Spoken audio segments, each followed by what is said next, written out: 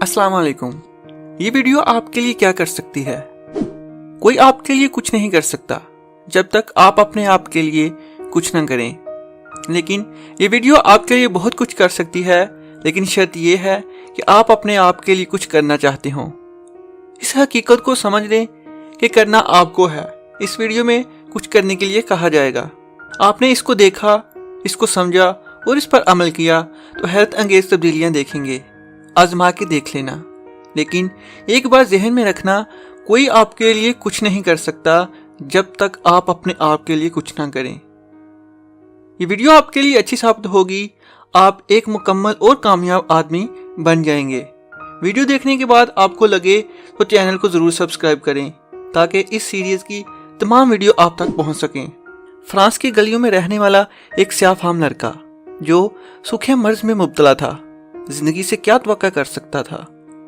इसको कुछ अमदाद दी गई थी, इसके हाथ में कुछ बैसाखियां दी गई थीं, लेकिन क्या ये हमदर्दी इसे जिंदगी में किसी बड़े मुकाम तक ले जा सकती थी?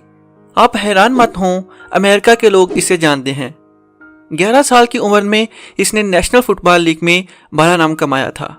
फिर ये टीवी पर आने लगा और खेलों की तारीख में आज भी अजीम ओजे की हैसियत से इसे जाना जाता है।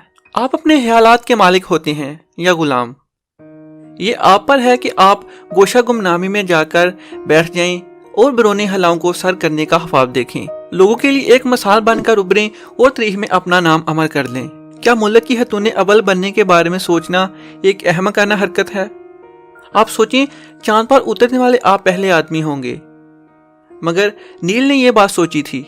यह हकीकत है, हम वही कुछ बनते हैं जिसके बारे में हम शिद्दत से सोचते हैं। ये बातें सबके लिए हैं, बेचैन, नौजवान, काले, गोरे, हिंदू या मुसलमान, सिख हो या ईसाई, या फिर मर्द हो या औरत। आप अपने जहन में खुद को जिस तरह बनते उभरता ज्यादातर देखते हैं, उसी तरह के आप बन जाते हैं। नील ने अपने इंटरव्यू में कहा था कि वो बचपन से ही कोई बड़ा और अहम काम के बारे में सोचा करता था। वो एक हलाबाज बनना चाहता था। है ना अजीब बात कि एक बच्चे की सोच बलाहर हलाबाजी की रेख पर अपने कदमों के निशान छोड़ने में कामयाब हो गई। आप अपने जहन की आंख से जो कुछ देखते हैं हासिल कर लेते हैं, चाहे शराबी, स्मगलर, नर्स या मौलवी। जीतने वाला हो या हारने वाला, वही बनते हैं जिसकी हमें ख्वाहिश सचमुच में होती है। हर शख्स का अपना ज़ाविया निगाह होता है। इस तरह कामयाबी की नफ्सियात के बहुत मायने मुख्तलिफ जहनों में हो सकते हैं। जो लोग कामयाब असूल समझते हैं, उसी असूल को अपने और अपने अजीज़ों के लिए इस्तेमाल करते हैं। वो हमेशा तमीरी अंदाज में सोचने और दूसरों से मिलते हैं, हमेशा बुलंद सोच और अच्छाई की तवक्का रखते हैं। कामयाबी की नफ्सियात की बातें करते हम इसे खेल की तरह तो समझ सकते हैं, मगर इसे फुटबॉल की तरह ना समझें। जिंदगी में कोई वाकया नहीं होता है, ना कोई तब्दीली की जा सकती है। ये बस वक्त है जो गुजरता ही रहता है। इस खेल में कामयाबी हो या नाकामी फैसला नहीं किया जा सकता। ये फैसला आखिरी लम्हे में ही किया जाता है। कौन जीता कौन हारा, वो लम्हा आखिरी होना चाहिए।